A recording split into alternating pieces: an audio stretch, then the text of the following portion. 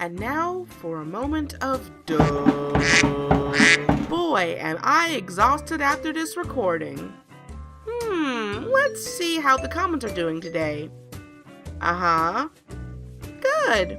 And you're welcome for the mentioning. Wait, stamen isn't just a branding of the word. I gotta look this up.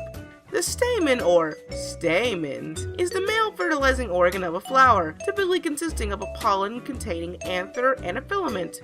Okay, and I guess the female organism is called the pistil. Stamen and pistil. Those are the names of the pilot positions in this show. Look, just because I know now doesn't change the fact that this is still about sex. Hello, misfits of the internet, it's Shannon again, and you know what? I think I gave too much hope for this anime than I once thought, because after this episode I asked myself a very hard question about what the show is trying to say. If it's trying to say anything at all. But we will get to that. Let's just recap today's fun-filled episode of Darling in My Frankfurter, and you'll see what I mean.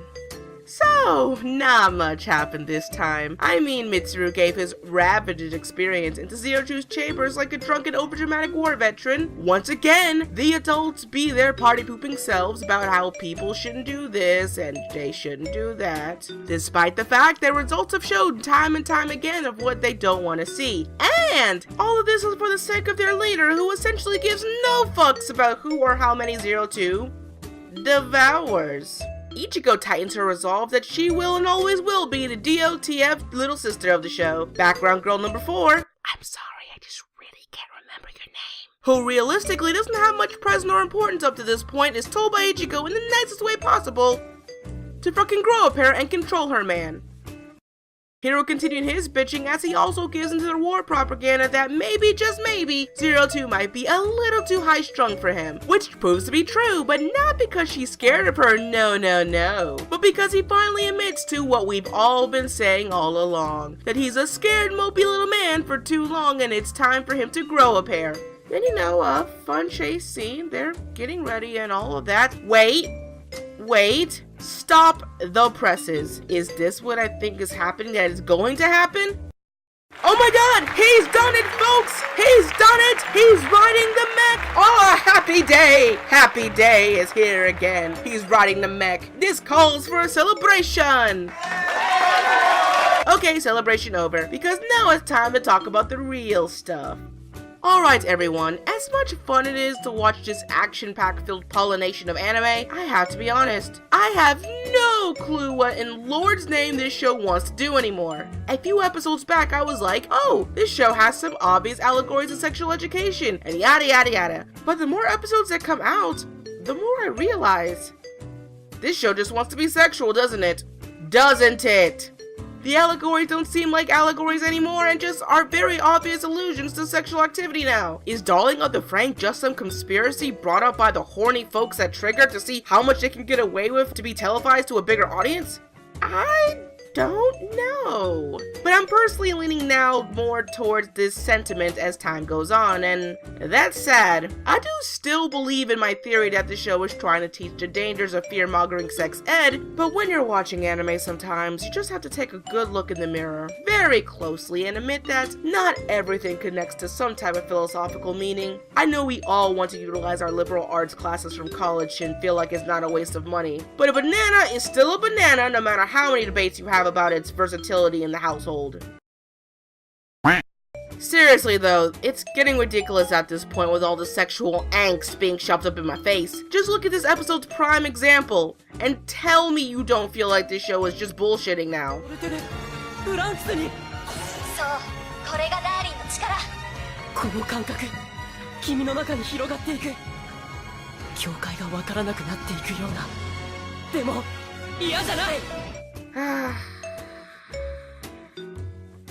Let's just move on. As for the adults, this episode shines light upon something that I saw coming a mile away. In that what the lower people on the totem pole spew out in orders does not reflect what their leader wishes at all. Despite the fact that they keep going on about how we are only doing things that Papa wishes. So number 16 looks to be completely compatible with 02 in terms of successful kissing and handling of our giant fighting sex robots. And he has also the added benefit of not having a partner and being completely unharmed. Why don't we just— Negative. We can't let 16, a nestling pilot, be with some half-breed. It's not in our protocol. Besides, the first time was totally a fluke, and she's too dangerous for our childrens. And we adults have to have some relevancy in this show, or we'll never have the justification to tell these kids that we don't understand. And I'm tired of her picking on my lack of skills during my time in the garden. Oh, you mean when you try to pilot the statement at the garden and everyone laughed that your strap-on was too big? Regardless, isn't this situation a bit irresponsible? This is all for the sake of the papa. We are doing what's best on his orders. She's going to be on the front lines. Going on the front lines, that's final. And if you want any more memories of our times in the garden, then I'll rip your asshole a new one. I swear these two boned. But anyway, yes, I am aware that it was Papa's idea to send her back to the front lines if nothing worked with the squad. But as shown in the beginning of the episode, I don't think he cares as long as he gets to see some action. That senile old man.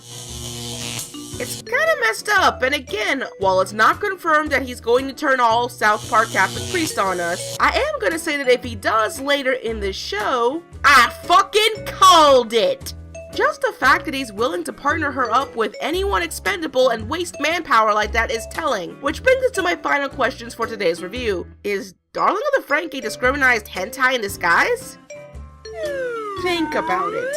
More and more things are becoming less subtle, to the point that it's all getting lost in translation, and Zero's 2 treatment becomes more blatant as a mecha-willing prostitute or outcasted foreigner upon every mission, which, by the way, has no freedom to choose who she wants to partner with, even if she tells them that it's most compatible for the sake of their mission. Yeah, I know that the MacGuffin is that she is a half-breed and she's treated like the other children because anime, but this is still getting kinda off-putting. If we were to go by this theory, then either the show is intentionally trying to show us how much the anime in general walks the thin line of ecchi and hentai all the time, or it's just an idealistic collection of hormones all wrapped up in an Art Deco present box.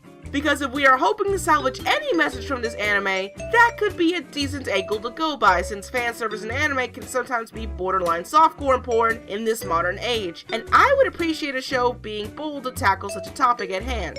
But with a show that says a line like this, what's there to believe? Though I'm just gonna end it here for today and just have a recollection of my thoughts. What about you guys all over internet land? Do you still believe this show is trying to tell us some philosophical message about sex ed, or the fine lines between hentai and not hentai? Or do you think it's just not saying a damn thing and leaving us all to our sexual devices? Because I sure have no fucking clue anymore.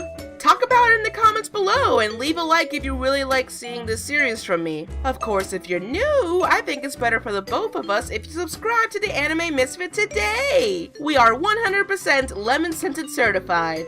And quick challenge for all of you. Now, as you all know, I am not the best at pronunciating things. I really despise when I spend too long trying to say a word or sentence that's overly complicated. So, my challenge is that if my channel gets to 200 subscribers by March 1st, I will make a video about my great pronunciation skills with Japanese words or other words of the like submitted by you guys. But, like, that's gonna happen. And I will be safe from that humiliation. Until then, like never, you know where to find me. My Twitter, my Facebook, and of course my Discord. All of that jazz. So until next time, I will be taking a well-deserved nap after serving kids in a busy cafeteria. And boy, are my legs tired. Shedding out.